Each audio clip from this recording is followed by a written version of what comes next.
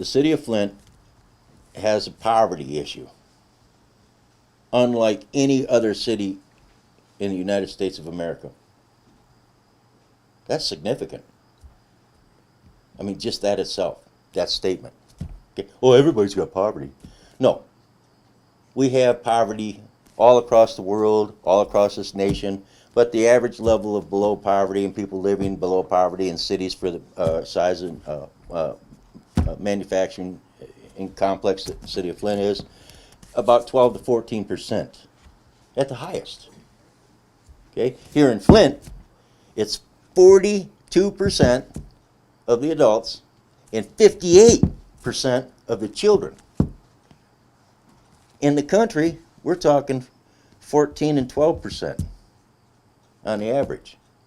So what we see is a good plan for the city of Flint is to bring infrastructure repair monies to try to put operating engineers,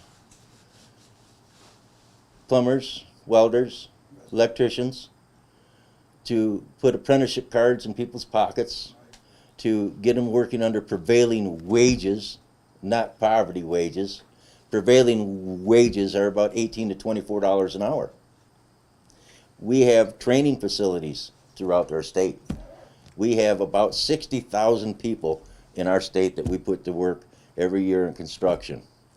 For the summer months, for winter months, we're at about 31,000 people. So we put about 31 to 33,000 people, okay, as temporary workers to build bridges, airports, to make the repairs to our roads. That's Michigan. That's the building trades. Okay, that's us. And now in the laborers, okay, as far as laborers go, you'll have like about 60,000 people throughout the whole state, okay, working and through the summer, but only 30 through the winter. But the point that I'm making here is that the people that are working through the summer have adequate money. Now instead of $24,000 a year, we're talking $34,000 a year. Okay, now the $34,000 a year is important. Michigan prisons currently expend about $35,000 a year per prisoner to incarcerate a prisoner for the year.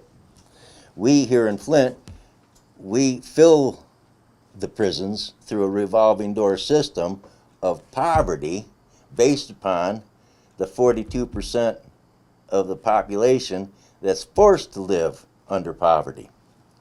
Now, 58% of our children living under poverty with all of the conditions of the foundations, with all the philanthropy, with all the kind-heartedness and all the United Way, and just look at all of these beautiful programs that we have here. The reason they're so beautiful is because there's a lot of money involved. But the reason the people are so poor is because it's not getting down to there where it needs to be. So, Mr. Palladino and I, and a lot of other people, thought it was a pretty good idea to make the switch from 58% of our children living in poverty to let's lower that to 12%. Let's take our 42% of adults living under poverty and let's knock that down to 12%. Let's do it within 10 years. 10 years.